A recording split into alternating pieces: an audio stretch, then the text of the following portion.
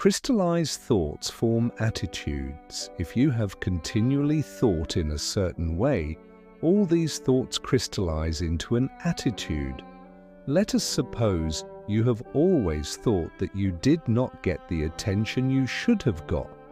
You have identified with this thought thousands and thousands of times. Eventually, these thousands of similar thoughts form a solid deposit in the mind. This is called crystallization.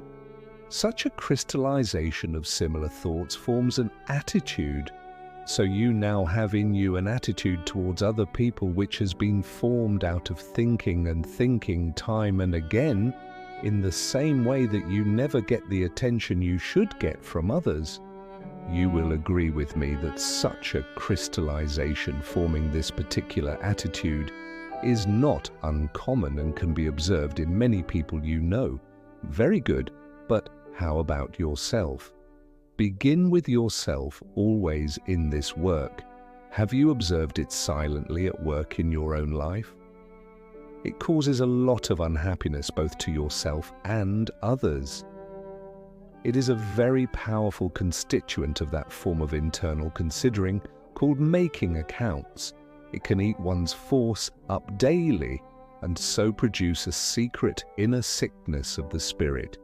It can make one extremely brittle or touchy or changeable or produce similar manifestations of weakness.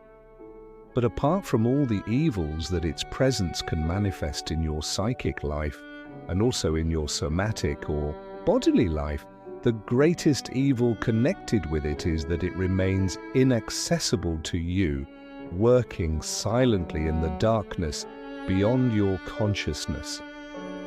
Now here lies one out of several difficulties in the first line of work, which is work on oneself, beginning with self-observation. The difficulty is this: you can become aware of and occasionally notice the qualities of some of your thoughts. If later you learn to concentrate, by which I mean become very quiet in yourself, you then stand as it were motionless in the middle of the merry go-round and witness an extraordinary throng, many subhuman and almost grotesque or deformed or quite evil. These are thoughts which you usually mount. If you identify with any, you move from the center and go round yourself.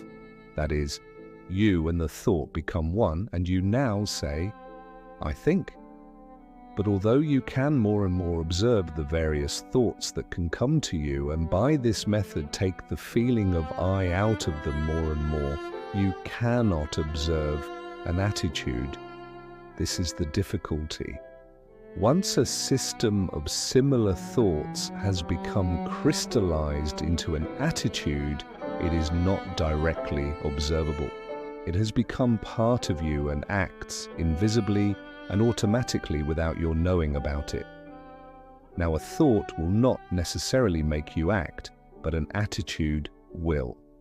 In the given example, you will not keep thinking that you do not get the attention you should get, but you will keep on acting as if this were so, and no matter what is done, it will not stop this attitude, not only from making you act in certain ways, but from eating your force daily. The secret of its power lies in its situation, that is, it is operating slightly beyond the range of one's direct self-observation. It lies outside the small area of consciousness that one familiarly in life inhabits. In short, it is inaccessible to you as things are with you, that is, as long as you cling to the ordinary feeling of yourself, which is the same as remaining at all costs in the small area of consciousness that you inhabit internally. Maurice Nicoll,